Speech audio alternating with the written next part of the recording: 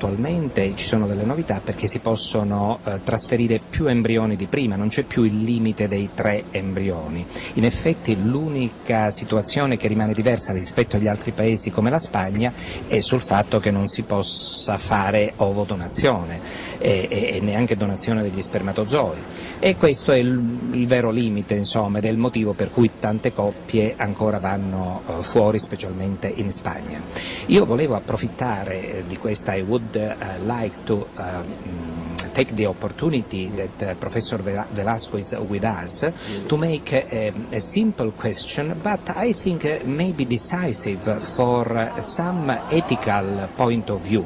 I would like to ask him if at this point, if egg vitrification is so performing, if there is still sense to vitrify embryos, and if in perspective can change embryo freezing with egg freezing. What do you think about it? Can you repeat the question? Yes, the question would be whether we will continue to freeze embryos instead of freezing the eggs, because it's so well performing today that maybe we won't need to create embryos and freeze them. We just need to create eggs and they just vitrify them and then fertilize slowly, 1 by 1 or 3 by 3.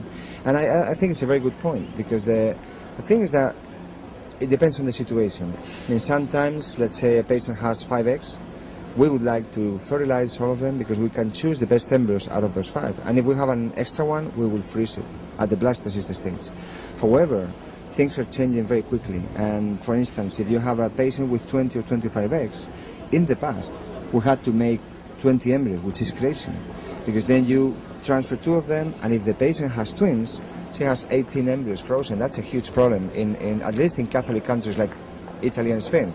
So what we do now is we fertilize 6 or 8 maximum, and then we freeze the eggs. And if the patient doesn't want more kids, you don't create a problem to the patient. So I think we will be freezing lower and lower and lower number of embryos in the future, and we'll be vitrifying the eggs. Probably not 100%, but let's say today we're freezing 90% embryos, 10% eggs, and this is going to just be around. We'll be freezing maybe 10% of the embryos and 90% of the eggs. That's my feeling.